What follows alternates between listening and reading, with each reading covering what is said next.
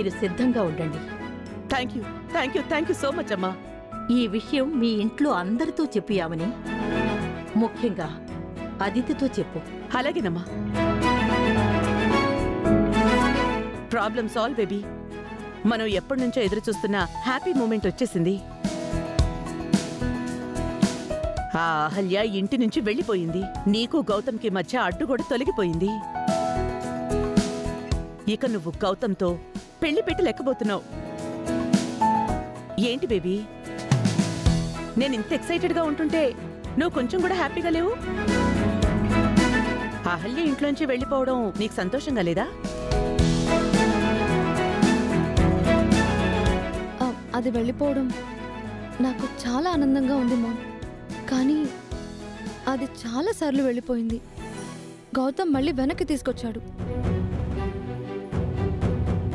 ఈసారి అలా జరగదు బేబీ. ఎందుకంటే గౌతమ్ ఊళ్ళో లేడు, చెన్నై వెళ్ళాడు.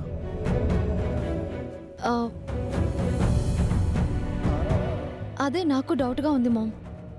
అసలు గౌతమ్ని, పుట్టిన బిడ్డని వదిలి వెళ్ళిందంటే నాకు నమ్మబుద్ధి కావడం లేదు. ఎందుకంటే గౌతమ్ అహల్యని వదిలి ఉండలేడు, అహల్య గౌతమ్ని వదిలి ఉండలేదు. వాళ్ళు మేడ్ ఫర్ ఈచ్ అదర్ అన్నట్టు బిహేవ్ చేస్తున్నారు. అది వెళ్ళిపోయింది అని బామ్మగారు కూడా చెప్తున్నారు కదా అదితి. పెద్దావిడైతే అబద్ధం చెప్పదు కదా. ఆవిడ అబద్ధం చెప్పలేదు మామ్. అది వెళ్ళిపోయి ఉంటుంది. కానీ అది వెళ్ళిపోయినట్టు నటించి గౌతమ్ ఎలాగో చెన్నై వెళ్ళిపోయాడు కాబట్టి అది కూడా నైట్కి నైటే చెన్నై వెళ్ళిపోయి ఉంటే, అది ఇంటి నుంచి వెళ్ళిపోయి ఈ హైదరాబాద్లోనే ఉండుంటే మన మనుషులతో దాన్ని దూరంగా పంపించొచ్చు. కానీ అది చెన్నై వెళ్ళిపోయి ఉంటే, గౌతమ్ పక్కనే సేఫ్గా ఉండుంటే. నువ్వు చెప్పింది కూడా కరెక్టే బేబీ. అది ఈ ఊళ్ళోనే ఉంటే నేను దాన్ని చంపేసి ఉండేదాన్ని. కానీ అది చెన్నై వెళ్ళుండుంటే, గౌతమ్ పక్కనే ఉండుంటే ఇప్పుడెలా?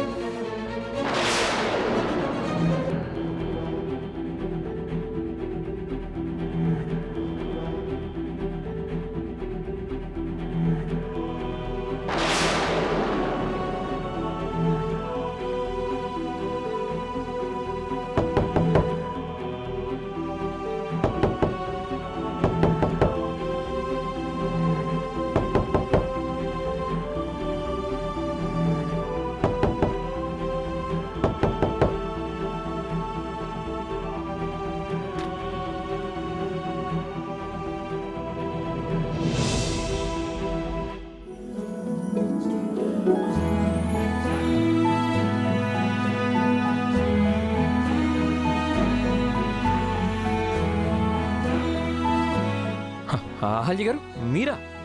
లోపలికి రావచ్చా? అయ్యో, రండి రండి రండి. ఆయన మీరేంటండి ఇలా చెప్పబెట్టకుండా సడన్ గా వచ్చేసారు? అది అది అరే చెప్పండి అహల్య గారు. మీరు లేకుండా నేను అక్కడ ఉండడం నాకు చాలా ఇబ్బందిగా ఉందండి. మిమ్మల్ని చూడకుండా ఉండలేకపోయాను, అందుకే వచ్చేసాను. నాకు తెలుసు అహల్య గారు, నేనంటే మీకు ఇష్టం. అందుకే నన్ను చూడకుండా ఒక్కరోజు కూడా ఉండలేకపోతున్నారు. మన ఇద్దరం కలిసి ఇక్కడికి వద్దాం అనుకున్నాం కదా. కానీ మా నాన్నమేమో బాబుకి ఇబ్బంది అవుతుందని చెప్పి మిమ్మల్ని వద్దన్నారు. అందుకే మీరు ఆగిపోయారు. అవునండి, నేను కూడా మీతో వద్దామని ప్రయత్నించాను, కానీ వాళ్ళు చెప్పారని ఆగిపోయాను. కానీ నా మనసంతా మీ దగ్గరే ఉందండి. నాకు తెలుసండి మీరు ఖచ్చితంగా ఇక్కడికి వస్తారని.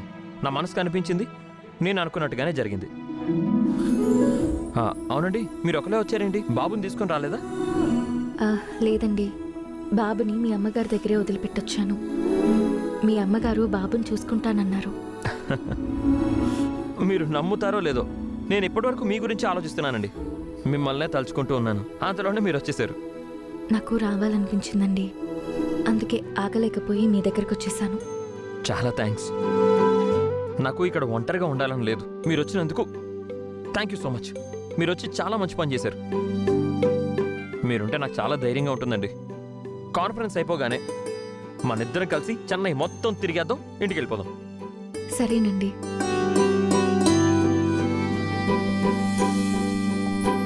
ఏంటండి అలా చూస్తున్నారు? మీరు రావడం నాకు చాలా హ్యాపీగా ఉందండి. అయ్యో, నేను మాటల్లో చెప్పలేకపోతున్నాను. Thank you, thank you, thank you so much, thank you so much, thank you so much, thank you, thank you, thank you so much, sir thank you, thank you so much. Sir ఎవరు మీరు? నా అహల్య ఉండాల్సిన ప్లేస్లో మీరున్నారండి. సార్, నేను hotel స్టాఫ్ని. Calling bell కొట్టింది నేనే. మీరు నన్ను చూడగానే అహల్య అంటూ ఏదేదో మాట్లాడుతున్నారు. అబ్బా, ఛా. హోటల్ స్టాఫ్ అమ్మాయిని చూసి నేను అహల్య అనుకున్నానా? సారీ అండి. నేను నా వైఫ్ గురించి తలుచుకుంటున్నాను. వచ్చింది తనేనేమో అనుకుని కాస్త ఎగ్జైట్ అయ్యాను. మీరేమనుకోవద్దు. It's okay sir.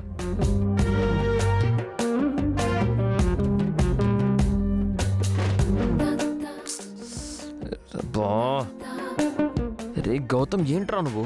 ఎవరిని చూసినా నీకు అహల్యనే కనిపిస్తుంది. నీ ఆలోచనలు మొత్తం అహల్య చుట్టే తిరుగుతున్నాయి. అవును, అహల్య ఏం చేస్తూ ఉంటుంది? పడుకుని ఉంటుందా? లేదు, నిద్రలేచి ఉంటుందిలే. నేను ఫోన్ చేస్తానని ఎదురు చూస్తూ ఉంటుంది.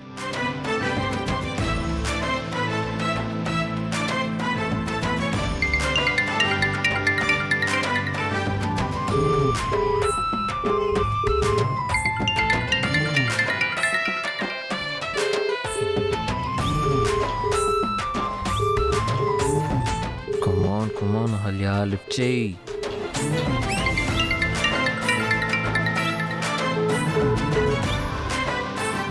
ఏంటి అహల్య ఫోన్ లిఫ్ట్ చేయట్లేదు? ఒకవేళ స్నానం చేస్తుందేమో. నా మిస్ కాల్ చూసి తర్వాత చేస్తుందేమో. లేదంటే కాసేపు ఆగి నేనే కాల్ చేస్తాను.